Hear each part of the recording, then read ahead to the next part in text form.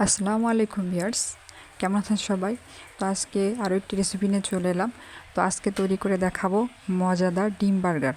তো চলুন দেখে নিই কীভাবে খুব সহজে এটি তৈরি করে নেওয়া যায়। তো এই জন্য এখানে আমি নর্মাল পাউরুটি নিয়েছি 4 পিস। আপনারা যদি বার্গার বন নেন সেক্ষেত্রে মাঝখান থেকে কেটে নেবেন। আমার এই পাউরুটিটা খুবই পাতলা, এই জন্য এটাকে আমি আর কাটবো না, সরাসরি এই রুটিটাই ব্যবহার করব। তো প্রথমেই রুটিটাকে আমি হালকা একটু ঘিয়ে ভেজে নেব। এজন্য 1 চা চামচ ঘি গরম করে এতে দিয়ে দিলাম 1 পিস পাউরুটি। 2 পাশটা হালকা লালচে করে ভেজে নেব। একই প্রসেসে আমি সবগুলো পাউরুটি ভেজে নেব। তো আমার একটা হয়ে গেছে, আমি আরও একটি করে দেখাচ্ছি। তো আবার 1 চা চামচ ঘি গরম করে তাতে একটা পাউরুটি দিয়ে দিলাম। 2টা পাশ লালচে করে ভেজে নেব। এরকম করে সবগুলো ভেজে নিচ্ছি। আমার সবগুলো ভেজে নেওয়া হয়ে গেছে। এখন চলে যাচ্ছি ডিমটা ভেজে নিতে। তো এই জন্য এখানে আমি একটা পেঁয়াজ কুচি আর একটা কাঁচামরিচ কুচি নিয়েছি, তাতে সামান্য একটু লবণ দিয়ে চটকে নিচ্ছি। এরপর এতে 2টা ডিম ভেঙে দেব। পেঁয়াজ মরিচটা দিলে ডিমটা খেতে ভালো লাগবে। এখন এই ডিমটাকে একটা চামচ দিয়ে ভালো মতো পেঁয়াজ মরিচের সাথে মিক্স করে নিয়েছি।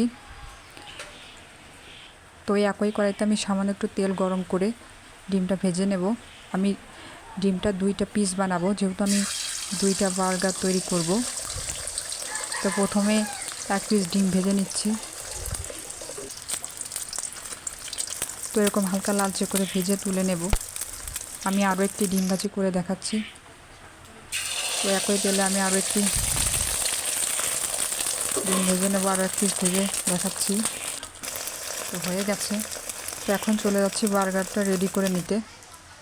তো এর জন্য আমি একটা পাউরুটিতে 2 চা চামচ পরিমাণ টমেটো সস লাগিয়ে নেব। 4-5টা সুন্দর করে লাগিয়ে নিতে হবে। এখন এতে দিয়ে দেবো 1 পিস ডিম। এখন ডিমের উপর দিয়ে দেবো 4 টুকরো শসা।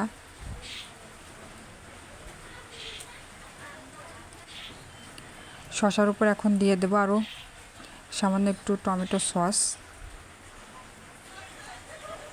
টমেটো সসের উপর এখন আর 1 পিস পাউরুটি দিয়ে দিলাম। তো বেশ তৈরি হয়ে গেল আমার ডিম বার্গার। একই প্রসেসে আমি আরেকটি করে দেখাচ্ছি।